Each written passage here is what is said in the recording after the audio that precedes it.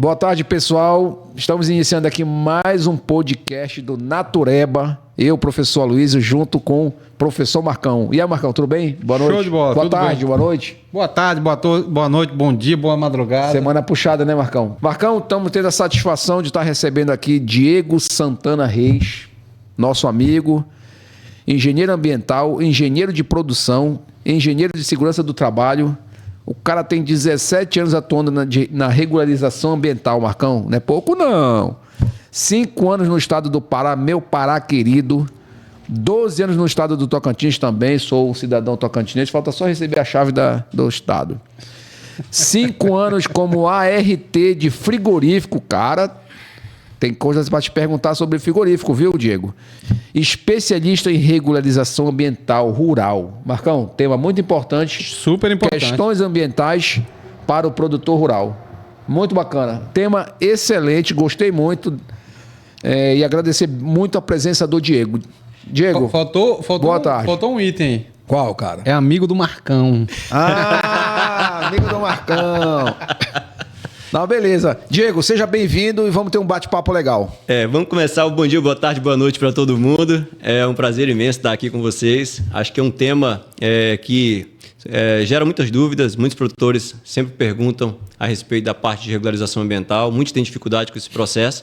Estamos aqui, estamos prontos para a gente começar a fazer esse bate-papo. Show de bola. Rapaz, o cara é locutor, é? É locutor, rapaz. O Diego é tudo, rapaz. Vai ter rádio ligando aqui ou te procurando para trabalhar na rádio. Tem cafezinho aí, viu, Diego? Fica à vontade. Cafezinho do Natureba. Então, Diego, vamos iniciar esse bate-papo. Eu tenho alguns questionamentos para fazer, o Marcão também, mas eu queria começar assim, Diego. E fique muito à vontade para a gente bater esse papo. O que realmente é sustentabilidade ambiental e o que isso tem de relação ou de importância com o agro, cara? É um tema muito amplo, mas o que você pode passar para o nosso pessoal que está assistindo aí? Essa é uma pergunta primária e extremamente importante, porque é preciso que a gente destaque o que significa essa palavra sustentabilidade. A ouvir a primeira vez, a maioria das pessoas imagina que tem relação com recursos naturais, uso de recursos naturais. E, de fato, passa por aí também. Mas sustentabilidade vai um pouco mais além. A gente está falando a respeito de economia, a gente está falando a respeito de cultura, a gente está falando do ser humano nesse processo, o processo antropológico, ou seja, a questão social também. E tudo isso, ela precisa ser mantida, ela precisa ter continuidade. Então, o termo sustentabilidade, ele abraça vários elos, entre eles a parte de gestão e uso dos recursos naturais, mas sem esquecer, é claro, do que mantém a gente como ser humano, que é uma função econômica, uma função cultural, social, que é tão importante quanto a parte ambiental. Show de bola! Chiou igual aquela cigarra. Puxadinho paraense. Rapaz, eu sou natureba. Igual uma cigarrinha. Cigarrão, pô. Ei, professor, disse que lá no Pará não tem mais colégio, é só escola, é verdade? Por quê? Porque escola chia, colégio não. Sou suspeito para falar do Pará, já que vivi também durante muitos anos no Pará. E a minha primeira formação em engenharia ambiental foi lá, no estado do Pará. Um abraço para todos os paraenses. Muito bacana. O melhor povo que tem, cara. Rapaz, junto com o Tocantinense. Junto com o Amazonense. Então, Diego, que papo bacana, muito bem explicado. Eu queria saber, então, o seguinte. Vamos iniciar alguma coisa aqui, um direcionamento. Eu questionando aqui, por onde começar a regularização ambiental para o produtor? O produtor tem que estar dentro da lei. Como é que ele tem que fazer? Mas antes eu queria te perguntar o seguinte, cara. Qual é o órgão que rege as questões ambientais no país e no estado? Ou se tiver no município? Como é que é essa classe aí? Que eu sou perdido nisso aí. Pergunta muito importante e dúvida de muitos produtores e, inclusive, de alguns consultores iniciantes, né, que trabalham aí nessa parte de regularização ambiental. Vamos lá, A legislação ambiental, de uma forma geral, ela trabalha com categorias, portes de atividades. Então, uma vez que você tem uma atividade de impacto federal, por exemplo, esse processo ele vai ser regularizado, tramitado via o órgão máximo, que é o IBAMA, que vai fazer os maiores projetos, a análise dos maiores projetos, né? Vai ser o analista ali de projetos de impacto nacional. Fazendo essa analogia, aqueles de impacto regional serão feitos pelo Estado e aqueles de impacto local serão feitos pelos municípios. mas isso não é de forma aleatória. Para que isso ocorra, por exemplo, para que o IBAMA entregue ao Estado o poder de fazer esse trabalho, é preciso que o Estado tenha a estrutura necessária, os técnicos necessários, as normativas necessárias para fazer essa regularização. E da mesma forma, para que o Estado faça a descentralização da gestão ambiental, passe para o município, é preciso que o município também estruture o seu órgão ambiental. No Brasil, normalmente conhecidas como secretarias de meio ambiente, as SEMAS. SEMAS, certo. Aqui no estado do Tocantins tem a peculiaridade que a gente tem tanto a Secretaria de Meio Ambiente e Recursos Hídricos, nossa SEMA, como o Naturatins, que é um órgão executor que faz certo. as análises. É o Instituto Natureza do Tocantins. Show de bola. É uma aula, hein, Marcão? Então, super aula. Continua a aula aí, cara. Por onde começar a regularização ambiental? Começa aonde, termina onde e onde? Não sei lá, tô aprendendo.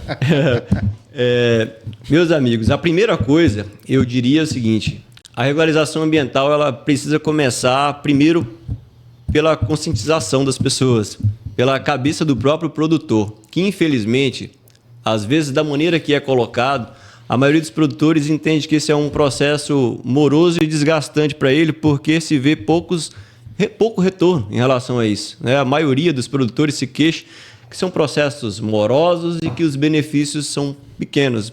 Começa a se discutir a questão de estou produzindo papel. O que é o efeito da regularização ambiental na vida do produtor rural? Como eu disse anteriormente em nossas conversas, a maioria das normativas, legislações que nós temos no mundo é para proteger o homem do próprio homem, né? Das coisas que se faz. E como eu disse, a gente procura sustentabilidade, tanto da parte de uso dos recursos naturais, como da parte de sustentabilidade econômica, né? A continuidade para as futuras gerações. Então, o processo de regularização ambiental ele começa na conscientização sobre os métodos utilizados dentro das propriedades rurais para a produção de alimentos. Eu sou uma pessoa particularmente muito envolvida com agro, amo o agro e acho que o produtor rural é o grande pivô de toda a sustentabilidade, tanto ambiental como econômica.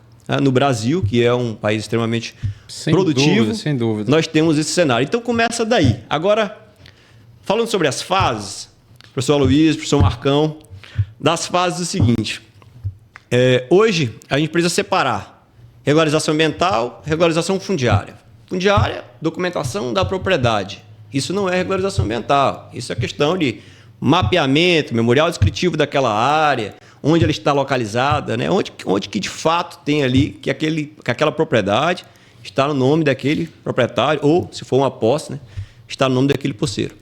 Esse é um ponto que é um documento que será utilizado lá no processo de regularização ambiental.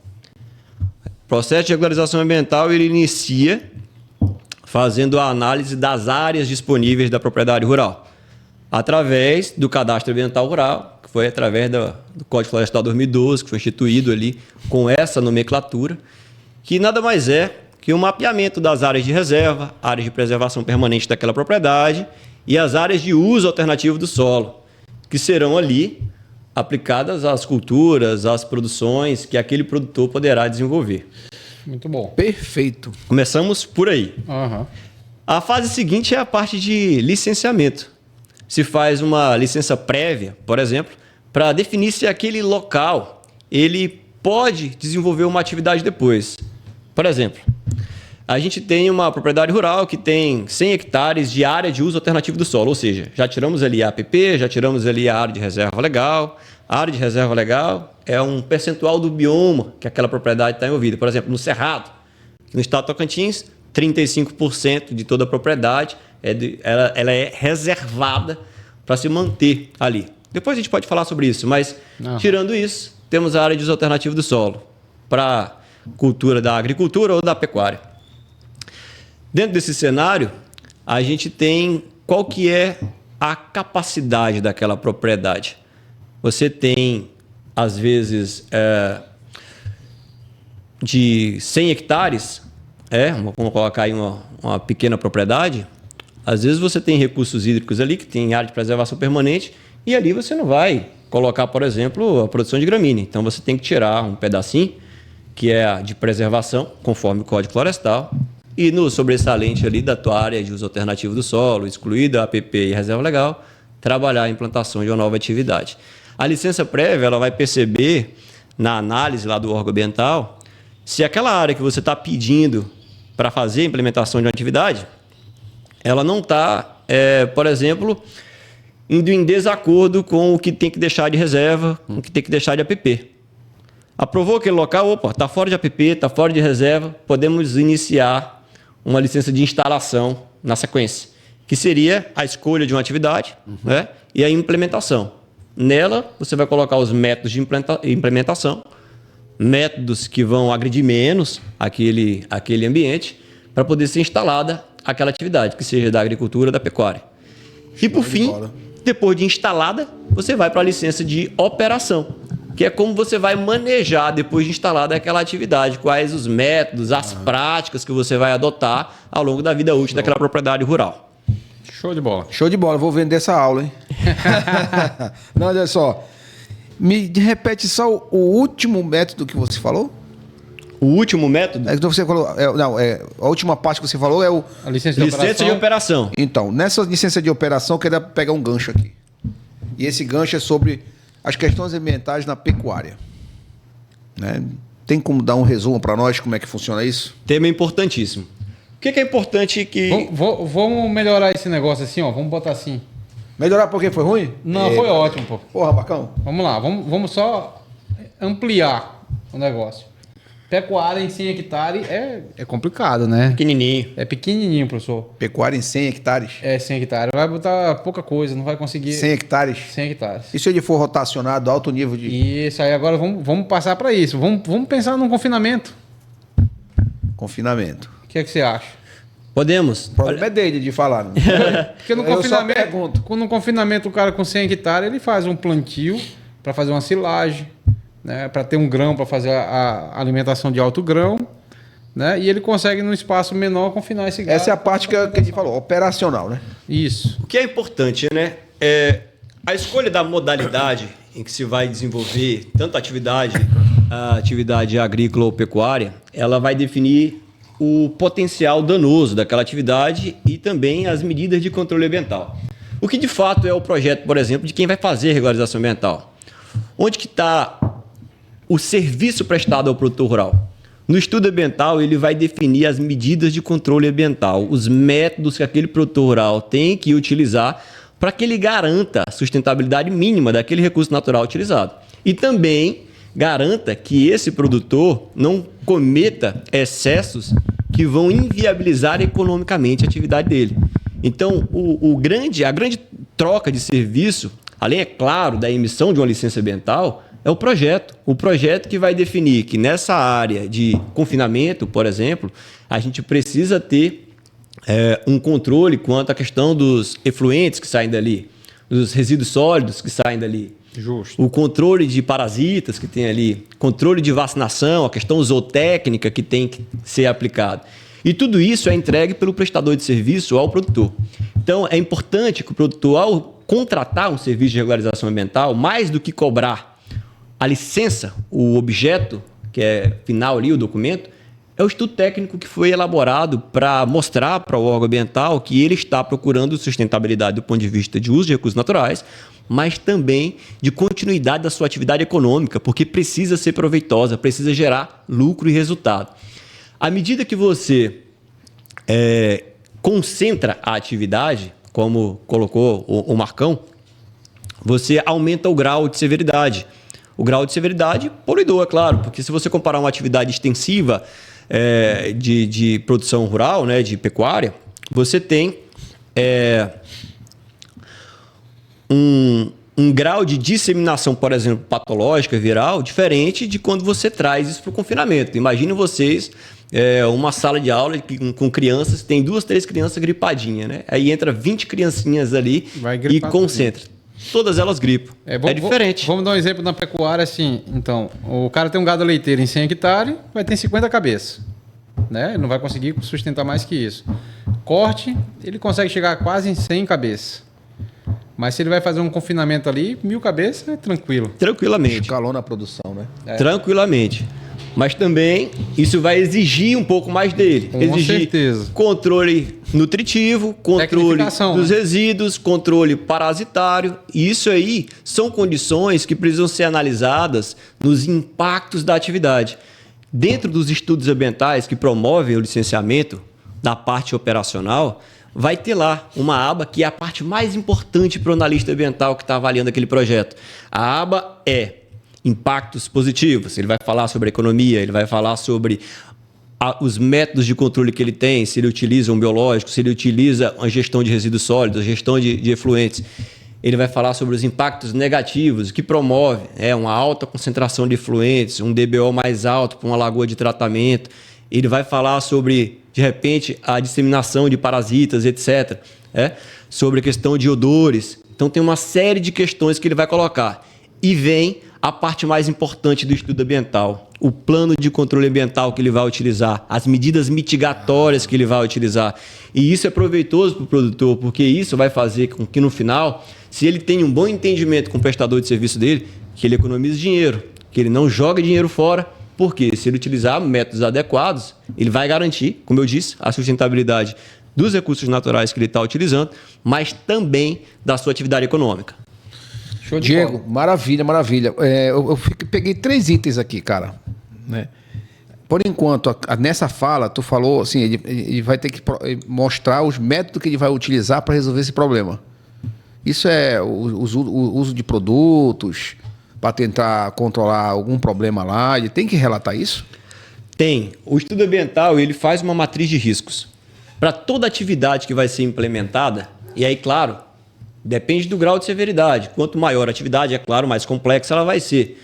Ou quanto mais concentrada a atividade, também mais complexa ela vai ser. Dependendo do tipo de espécie que se trabalha, se é uma espécie exótica, um animal exótico, uma planta exótica, tudo isso tem impactos diferentes, porque isso vai chegar no ambiente natural e ele vai gerar competitividade. Né? Então, isso tem que ser trabalhado.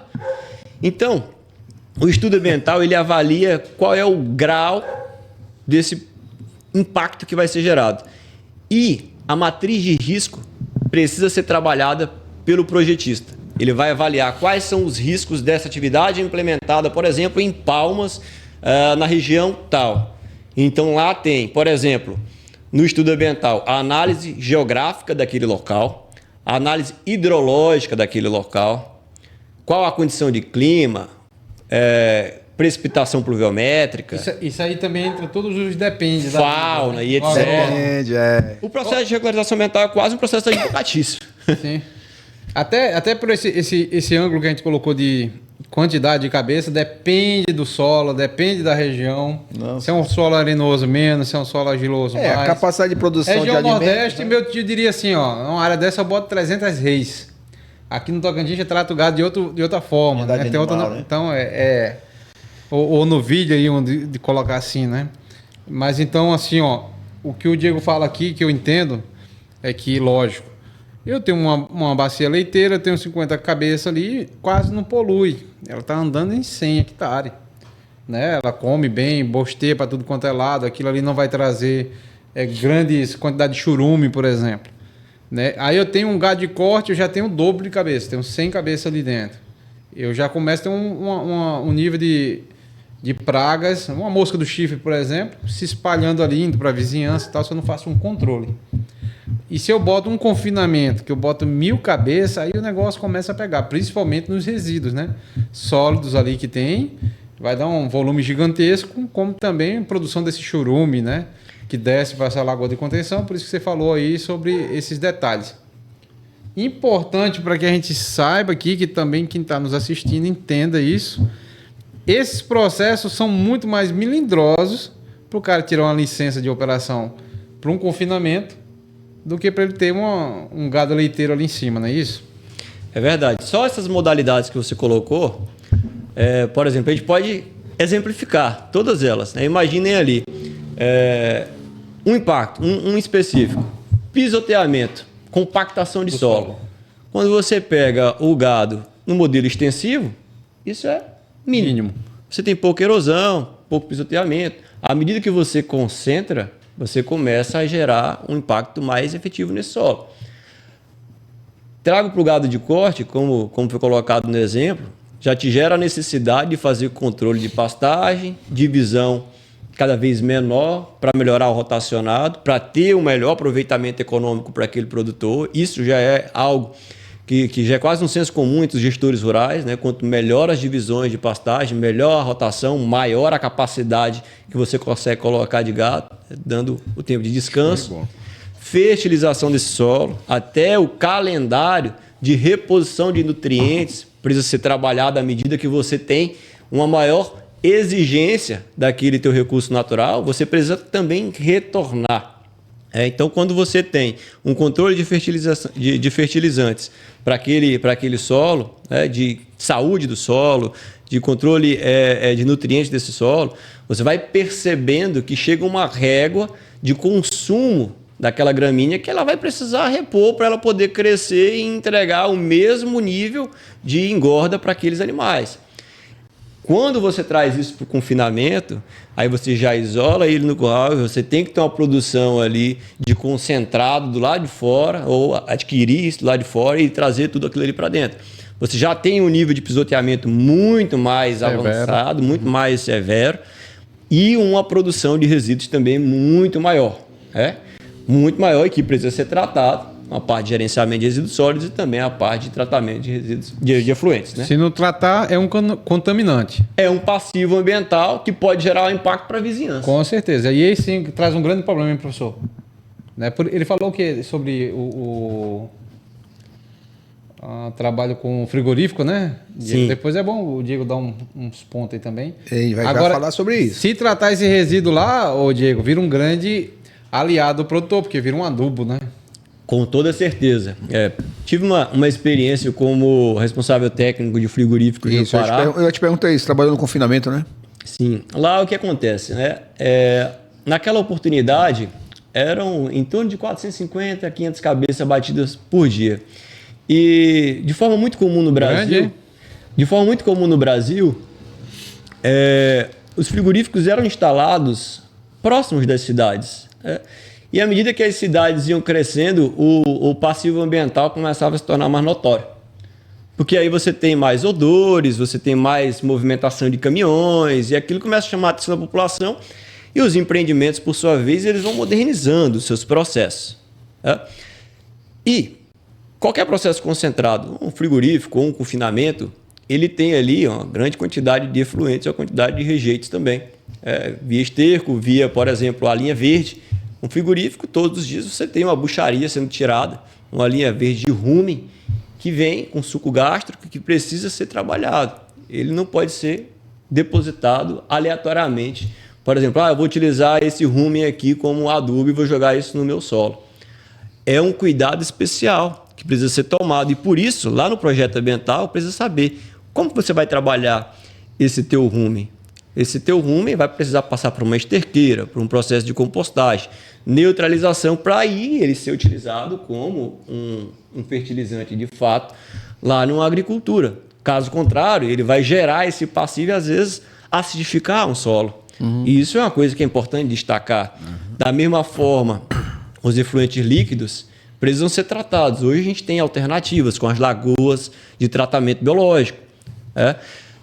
Os engenheiros sanitaristas, de uma forma geral, o trabalho deles é exatamente fazer com que esses efluentes que chegam às lagoas de tratamento, eles passem por um processo biológico, e aí isso é extremamente interessante, que ela passa pelo processo biológico e ela chega no final do tratamento em condições normatizadas, né, porque existem limites de tolerância da quantidade de nutrientes, de condições que aquele efluente chega, carga de DBO, né, de demanda bioquímica de oxigênio, para ele retornar um recurso hídrico sem provocar um impacto que gere mortalidade de peixes, de animais. Qualquer tipo de desequilíbrio. Da vida aquática de uma forma geral ou até mesmo do solo. E esse processo biológico, ele é tão interessante porque é como você acelerar o que a natureza faz. Você acelera através da lagoa de tratamento para poder fazer aquele retorno. E isso pode ser feito do nível de eficiência, aí, claro, depende muito do nível tecnológico também que cada empreendimento utiliza. na cidade em que eu trabalhei, o frigorífico atua até hoje, ele já está cercado de cidade. Nossa. Utilizou muitos desses mecanismos com inoculação biológica, por exemplo, nas lagoas, para aumentar o nível de concentração desses micro-organismos que conseguem Trabalhou biológicos para consumir, otimizar alguns processos e resolver problema. resolver problema, né? Pegar aquele passivo ali e conseguir Transformar. mitigar e transformar. Hoje, por exemplo, eles pegam o efluente da última lagoa de tratamento e utilizam para fertirrigação de um plantio de cocos. Eu queria relatar que com esse rumo, esses resíduos de frigorífico, lá em Gurupi nós fizemos compostagem muito boa, por sinal. Foi na fazenda do João Vitor Estival, né? Que é filho do gestor do frigorífico. E o resultado fantástico com as análises, foi muito bacana. Mas, cara, eu falei de um item, tem outros 2 itens aqui, Marcão, que eu fiquei na dúvida, cara. Assim, que eu acho que é bem esclarecedor. Tu falou sobre o nome do profissional que você falou. Sanitarista? Não, ambiental, o analista ambiental. O analista ambiental. Quem é esse cara e quem pode ter esse papel? Né? Eu só pergunto assim, tem um curso específico ou um agrônomo pode ser um analista ambiental? Cara, que pergunta legal. Um biólogo pode ser? Porque tem muitos profissionais surgindo no mercado, que são alguns fraldinhas, por sinal. E que, cara, isso pode ser um mercado muito potencial para ele se especializar. Pergunta muito legal, professor Luiz, porque é o seguinte. Vamos lá, quem que é esse cara, né? Primeiro é importante que, assim, para o produtor rural que está ouvindo entender uma coisa. O órgão ambiental, ele é analista. Ele não faz projeto. Quem faz projeto é o projetista, que normalmente está ligado à extensão rural. Pode ser um profissional liberal, pode ser uma Emater da vida. Aqui no estado do Tocantins chama Rural Teams, a nossa Emater. Isso. Né? Então, esse profissional, ele é o projetista. Existe o projetista e existe o analista. O analista está dentro do órgão ambiental, né? Ou nas secretarias de meio ambiente do estado, ou aqui no caso do estado do Tocantins, dentro do Naturatins.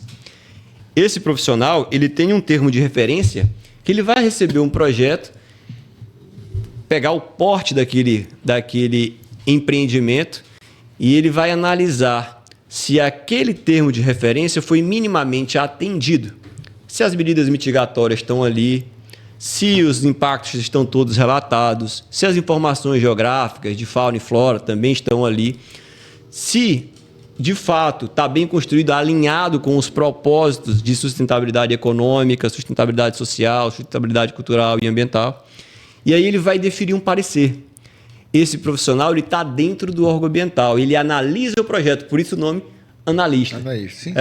Então esse processo, ele é um processo que, por normativa, ele demora até 120 dias, se tiver tudo ok. Ele entra numa fila, ele passa por esse processo.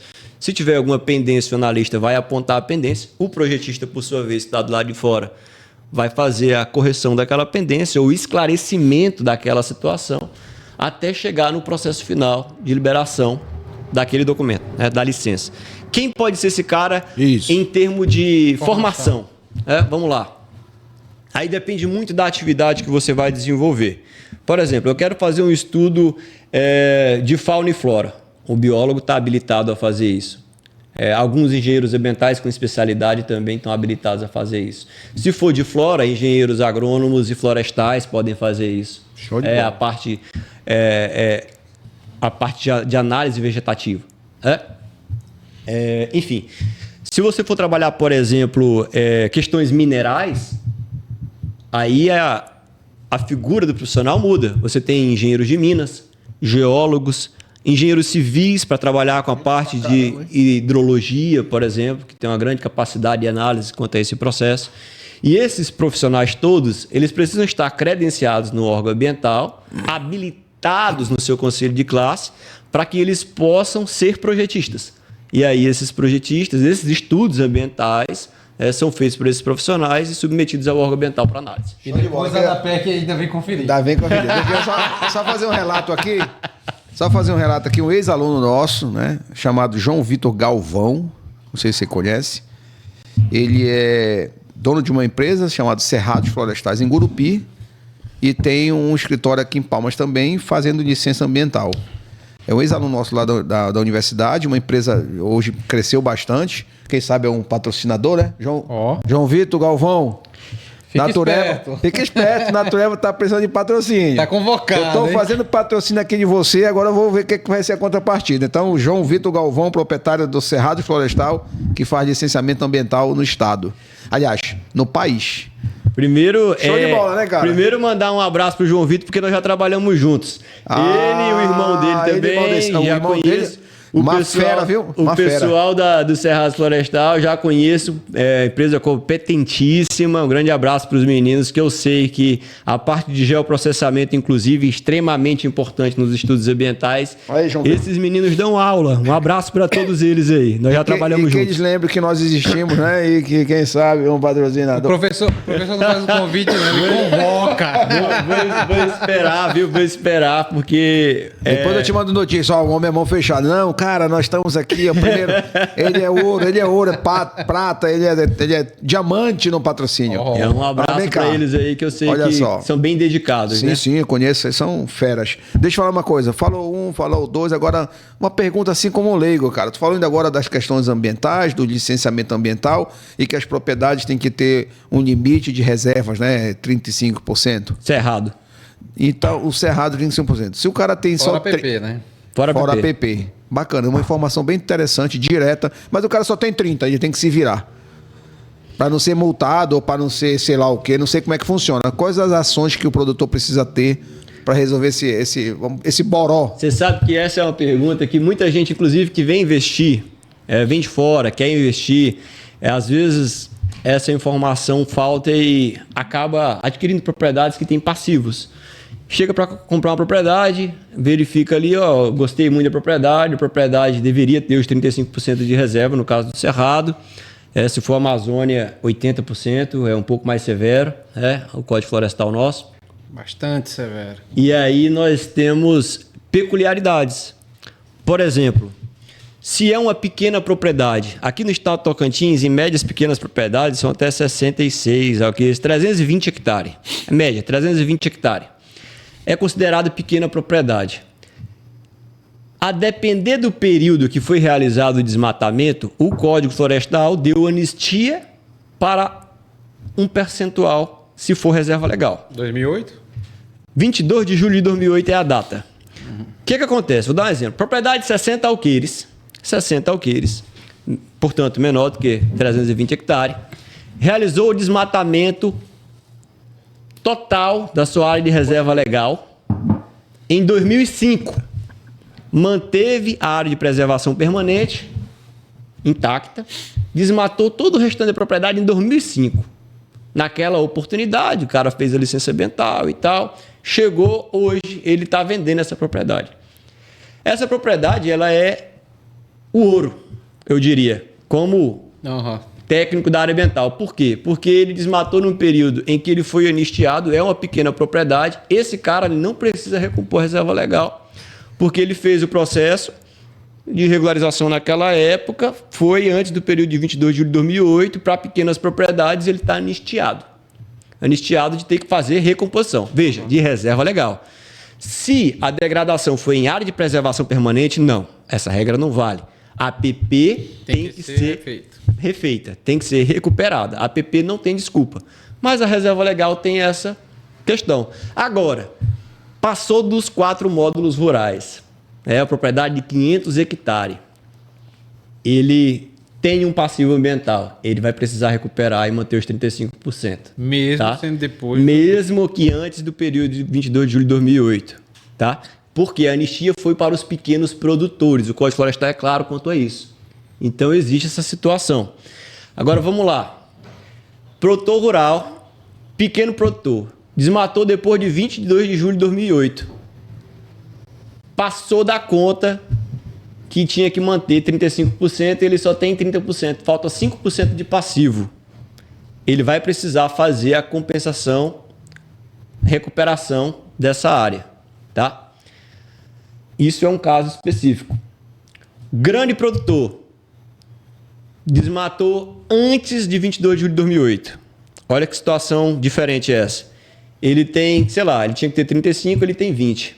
Só que ele desmatou antes de 22 de julho de 2008. Como é que ele recupera? Aí existem várias modalidades para fazer esse plano de recuperação de área degradada.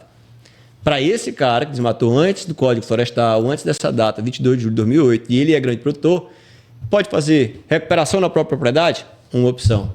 Pode fazer compensação florestal? Sim. Pode comprar em outra propriedade. Comprar uma outra propriedade que tem saldo ou, de repente, comprar em unidade de conservação, fazer a doação para um órgão estadual ou federal para poder fazer a compensação. E a gente pode discutir isso em outro momento. Mas ele tem várias possibilidades.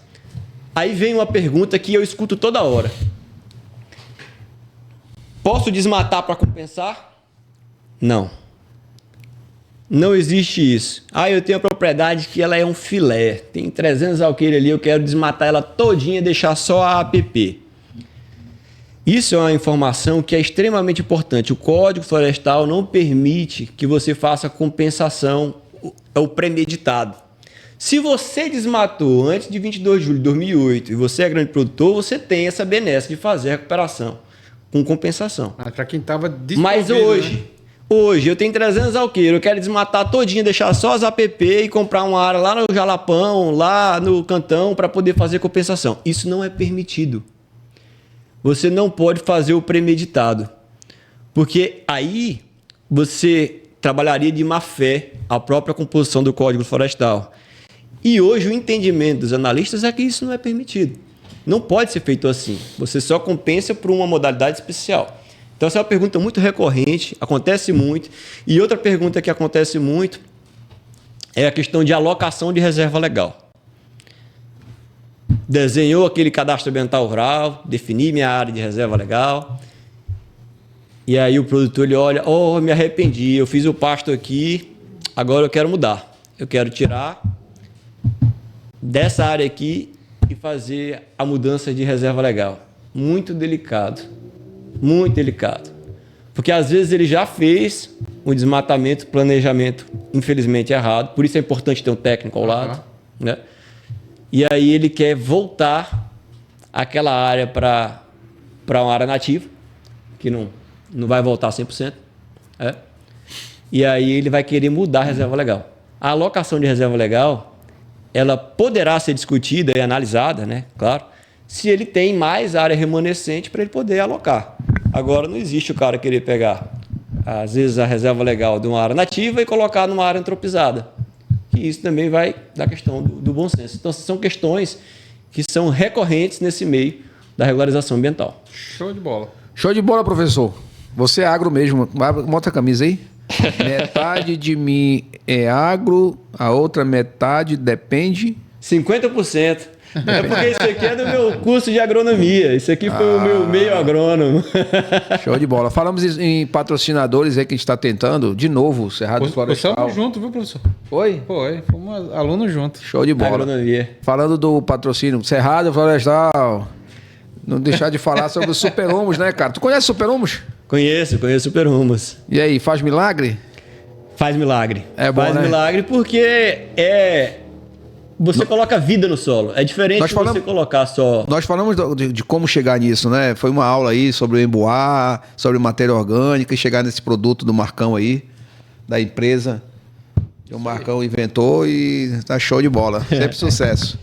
Muito bacana. Inclusive uma prática, né, Luiz, de uma prática sustentável, né, que pode ser aplicada, inclusive, né, nos projetos. Para as questões, resolver problemas de questões ambientais. Não apenas de resolver questões ambientais, por exemplo, pode ser utilizado em uma área que foi extremamente erodida, que está degradada, para fazer a revitalização ecossistêmica. Como uma obrigação para resolver um problema que o proprietário tem. Um plano de recuperação de área degradada, você coloca vida, né? Solo vivo, isso é importante. Matéria orgânica. Mas não apenas para isso. Responde a parte química e a parte biológica, né? Sim, mas não apenas isso, você tem um efeito na produtividade. E isso é Responde bem.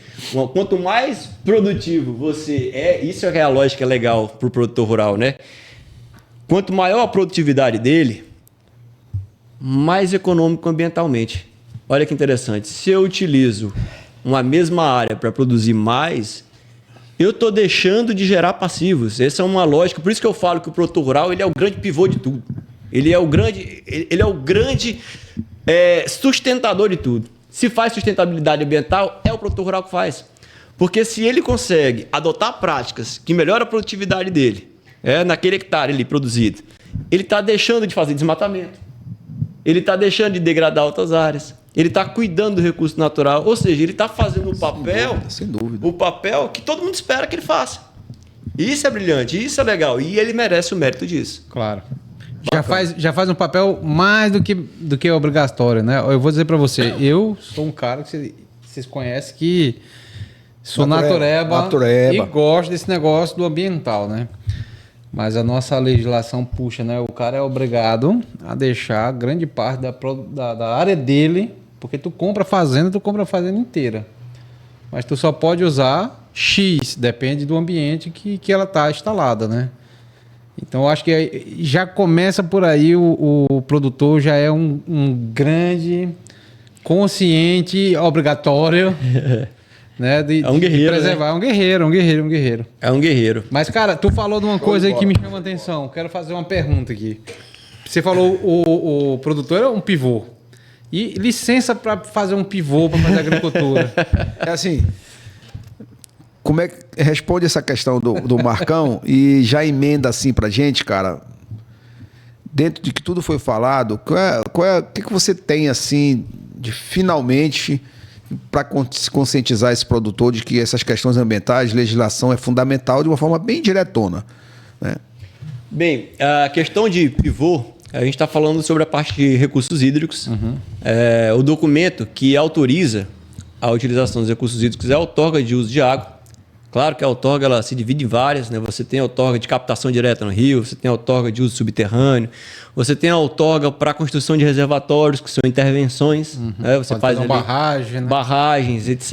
É uma área muito, muito interessante também, porque isso também gera economia ambiental, isso também gera benefícios para a questão da produtividade. Então, assim, existem, como eu falei, os impactos positivos, mas ali o projetista ele vai trabalhar exatamente nessa negociação técnica, mostrando que os impactos positivos daquele empreendimento vão gerar resultados que vão melhorar a qualidade de vida das pessoas que estão envolvidas no processo e nós que precisamos consumir alimentos. Existe uma demanda mundial para isso, né? Inclusive, um dos objetivos de desenvolvimento sustentável da ONU é o combate à fome. Não tem como combater a fome sem aumentar a produção. Por isso que eu falo que o produtor está envolvido nesse processo intimamente. E o pivô, ele na agricultura, é como o confinamento da pecuária, né? Exatamente. Onde eu consigo aumentar a qualidade e a produção em pequenas áreas. E para isso você precisa fazer reservação de água ou ter uma fonte de recursos hídricos abundante. Então o processo de outorga de uso de água para o pivô, que é um processo de regularização ambiental também, né? Também trabalhado junto ao órgão ambiental, aqui no estado do Tocantins apenas o estado faz, né? Apenas o estado, ou seja, os municípios não têm essa autonomia. Não têm autonomia para fazer a parte de gestão de recursos hídricos. Então, é solicitado uma captação para determinada cultura ou atividade para ser produzida. Para isso, é preciso fazer um balanço hídrico de qual é a demanda hídrica daquela atividade por hectare, para você ter uma estimativa da quantidade de água que você vai captar. Show de bola. Esse processo ele é correlacionado, cruzado com a disponibilidade hídrica. Sim. A disponibilidade hídrica de cada ambiente. Como a água é um bem de todos, eu não posso disponibilizar, por exemplo, para o Marcão e não disponibilizar para o Luiz. Sim, sim. Se os dois são vizinhos de propriedade, eu tenho que fazer a racionalização desse uso de água, ou seja, disponibilizar captações tanto para você como para você, de modo que os dois possam ter as suas atividades e não comprometam também os múltiplos usos que esse recurso hídrico vai ter para os vizinhos, para a sociedade que está além de vocês como produtores, como questão de navegabilidade, recreação, uso para consumo humano e etc. Então, o processo de outorga de água ele vai analisar esse estudo técnico que vai solicitar, através de um balanço hídrico e demanda hídrica, a quantidade de água a ser necessária, né, para aquela lavoura, para aquela atividade, para então o analista, o seu posicionamento e verificação em loco, saber se é possível outorgar você ou não para colocar aquele pivô. Show de bola, show de bola. É bem amplo, né, cara? É bem amplo. Se fosse conversar aqui, a gente ia levar uns 3 dias sobre esses temas aí. Mas foi maravilhoso, Diego. Eu queria que tu colocasse tua mensagem aí para esse pessoal. Para o nosso produtor, de modo geral. sobre essas questões ambientais, como a gente perguntou? Eu tenho um pensamento quanto à agropecuária, de uma forma geral, como quem tem origem também desse segmento, de familiares, etc., né, os meus ancestrais todos aí vindo da parte de produção. Eu penso que a produção e o respeito ao meio ambiente são irmãos, né? Eu entendo que o produtor ele é o grande responsável e, na minha opinião, o grande protagonista da sustentabilidade. Então, quando eu vejo, infelizmente, né, muitas críticas relacionadas ao produtor, eu digo que é preciso que as pessoas primeiro compreendam o que é a vida de um produtor rural, tanto na pecuária como na agricultura. E aí eu gosto de parafrasear ali, eu sempre falo essa frase que eu gosto bastante, é preciso ter conhecimento. A única coisa que diferencia o ser humano dos outros animais é o saber. Tendo conhecimento, o homem é livre, e sendo livre, ele pode correr atrás de condições melhores para si e para os seus semelhantes. O ponto de vista e a mensagem que eu deixo para os produtores rurais é que é importante, primeiro, conhecer os porquês dessas normativas, o que isso pode beneficiar. Hoje, né, o licenciamento, a regularização ambiental, ela condiciona o acesso ao crédito, por exemplo, né, o financiamento para as atividades rurais. O desenvolvimento só pode sair a partir de um projeto de crédito. É difícil você crescer uma atividade, aumentar a produtividade, acabar com a fome no mundo, melhorar a condição da segurança alimentar de uma forma geral, se você não tiver incentivo. E muitas vezes o produtor rural no Brasil ele é sabatinado quanto às pressões, inclusive ambientais. Mas ele também é o grande herói desse processo, quando ele tem o conhecimento e ele pratica isso. Sabe aplicar, né? A favor de um aumento da sua produtividade e respeito aos recursos naturais. Ele aplica em benefício dele próprio e dos demais que fazem parte, né? Dele próprio. Eu simplesmente sou apaixonado por esse segmento. Minha primeira formação em engenharia ambiental. Muitas vezes perguntam se eu sou ambientalista. Eu falo assim, olha, eu não sou bem um ambientalista, né? Eu sou um engenheiro ambiental que ama trabalhar para o agro. Legal. E ama trabalhar para conciliar a sustentabilidade em todas as suas variadas formas. Isso aí. Diego, sensacional entrevista, muito didática. Eu acho que vai repercutir muito bem. Primeiro, parabenizar pela sua fala, né? Pelo seu conhecimento. Sempre positivo, né? Trazer o conhecimento e de uma forma muito clara, muito bacana. A gente queria agradecer você ter aceitado esse convite, né, Marcão? É verdade. E de antemão desejar aí um Feliz Natal para você, um Feliz Ano Novo e muito sucesso, saúde e sucesso para 2025, tá bom? Foi muito bacana. E aí, Marcão, o que você achou? Rapaz, o Diego sempre impressionando, né? Essa memória dele gigantesca. O cara é locutor. Porque, cara, eu não lembro de data de nada. Não é locutor daqueles negócios, daquelas casas vermelhas, não. É locutor de rodeio. Locutor de rodeio. Ó, eu lembro que é 2008. O cara lembra o dia, o mês e o ano. Não, eu me esqueci. Ontem eu me esqueci. Rapaz, eu esqueço até o meu aniversário. Depois da pandemia, quando eu comecei a quebrar, assim, meio que... Vai colocar pro Covid, ó. Depois da pandemia, eu tenho lembrado do que eu devo receber. Do que eu devo pagar, eu me esqueço toda vez, cara. As contas novas deixa ficar velha, velha eu esqueço. Mas, Diego, sensacional. Natal, parabéns. Foi muito bom. Diegão. Show Marcão, valeu por mais professor. Natureba.